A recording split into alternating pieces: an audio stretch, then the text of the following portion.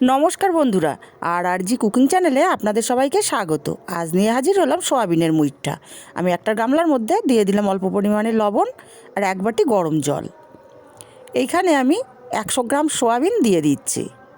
আর সোয়াবিনটা আমি নেড়ে চেড়ে গরম জল আর লবণের সঙ্গে 10 মিনিট ভিজিয়ে রাখবো। 10 মিনিটে আমার সোয়াবিনগুলো পারফেক্টভাবে ফুলে যাবে।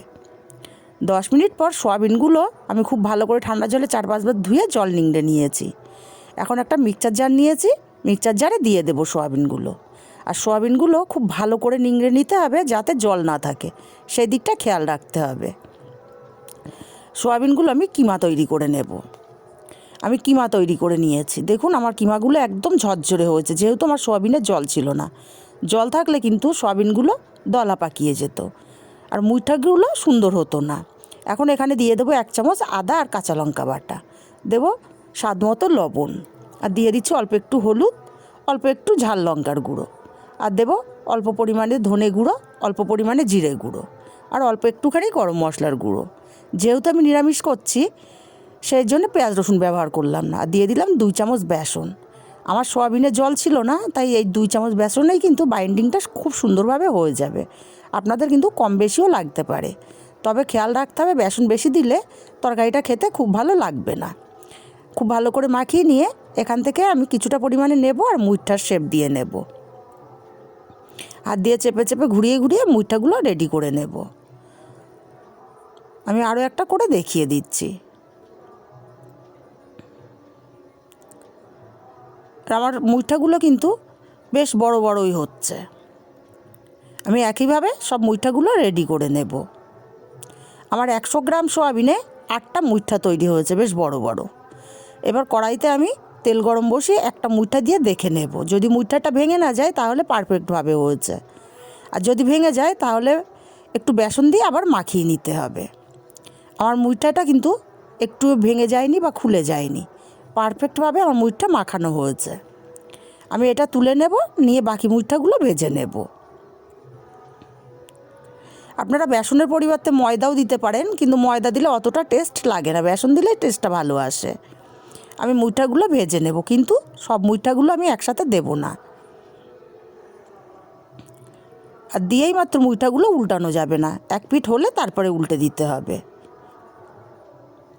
আর আমার পাশে অনুষ্ঠান হচ্ছে, তাই একটু গানের আওয়াজ আসতে পারে, আওয়াজটা অ্যাভয়েড করবেন। সুন্দর কালার করে আমি মুইঠাগুলো ভেজে নেব। মুইঠাগুলো তুলে নেব, আর বাকি মুইঠাগুলোও আমি একইভাবে ভেজে নেব। সেটা আর আমি আপনাদেরকে দেখালাম না, তাহলে ভিডিওটা আরও অনেকটা বড় হয়ে যেত। এখন এই তেলেই আমি আগে থেকে কেটে ধুয়ে রাখা আলু দিলাম। আমি একটা বড় সাইজের আলু কেটে রেখেছিলাম। সামান্য লবণ আর সামান্য হলুদ দিয়ে একটু সময় নিয়ে আলুগুলো লাল লাল করে ভেজে নেব। মিনিট 3 সময় নিয়ে আলুগুলো বেশ কালার করে ভেজে নিয়েছি। আলুগুলো তুলে নেব।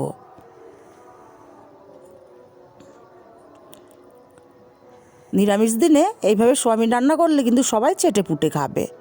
এই তেলে আমি ফোড়নে দিয়ে দিচ্ছি একটা তেজপাতা, 1 টুকরো দারচিনি, 2টো থেতো করা এলাচ, আর দেবো 2টো লবঙ্গ, আর দেবো কয়েকটা জিরে।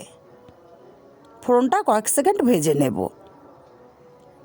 ফোড়নটা কয়েক সেকেন্ড ভেজে নিয়ে এখানে দিয়ে দিচ্ছি ছোটো 2টো টমেটো, আমি টুকরো করে কেটে নিয়েছিলাম। টমেটোটাও ভেজে নেব একটু, যাতে কাঁচা গন্ধটা চলে যায়। টমেটোটা মিনিট 2 ভেজে নিয়েছি। এখন এখানটা দিয়ে দেবো 1 চামচ আদা আর কাঁচা লঙ্কা বাটা, আর একটুখানি সামান্য হিং। নিরামিষ রান্না একটু হিং দিলে বেশ খেতে ভালোই লাগে। মশলাটা মিনিট 2 কষিয়ে নিয়েছি। টমেটোটা কিন্তু বেশ গলে গেছে।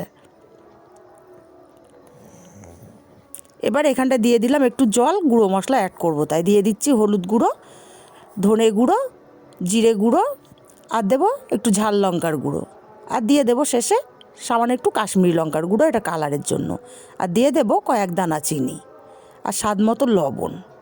সময় নিয়ে মশলাটা খুব ভালো করে কষিয়ে নেব। মিনিট 5 ধরে মশলাটা খুব ভালো করে আমি কষিয়ে নিয়েছি। মশলা থেকে তেল ছেড়ে দিয়েছে। এবার দিয়ে দিচ্ছি ভেজে রাখা আলুগুলো। ভেজে রাখা আলুগুলো দিয়েও মশলার সাথে মিনিট 5 ধরে কষিয়ে নিয়েছি।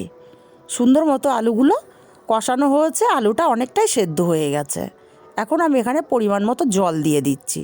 যেহেতু আমি উনুনে রান্না করছি তাই জলের পরিমাণটা একটু বেশিই দিচ্ছি। উনুনে একটু আগুনটা বেশিই লাগে, তাই একটু জলটা বেশি দিলাম। আর আপনারা যে যেমন ঝোল পছন্দ করবেন তেমন জল দেবেন। ঢাকা দিয়ে 10 মিনিট রান্না করব। 10 মিনিট পর ঢাকাটা খুলে নিচ্ছি। একটু নেড়ে চেড়ে চেক করে নেব আলুটা আমার সেদ্ধ হয়েছে কি না। পারফেক্টভাবে আমার আলুটা সেদ্ধ হয়ে গেছে। এখন মুইঠাগুলো আমি দিয়ে দেব। আর মুইঠাগুলো দিয়ে কিন্তু আমি আর ঢাকা দেব না, মিনিট 5 আমি রান্না করে নেব। 5 মিনিট পরে তৈরি হয়ে গেছে আমার সয়াবিনের মুইঠা কারি।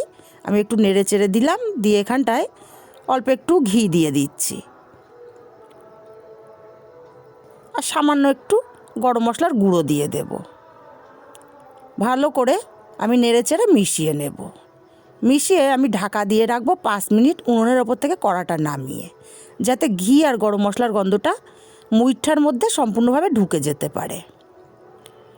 5 মিনিট পরে আমি নামিয়ে নিয়েছি আর তৈরি হয়ে গেল আমার দারুণ স্বাদের সয়াবিনের মুইঠা কারি।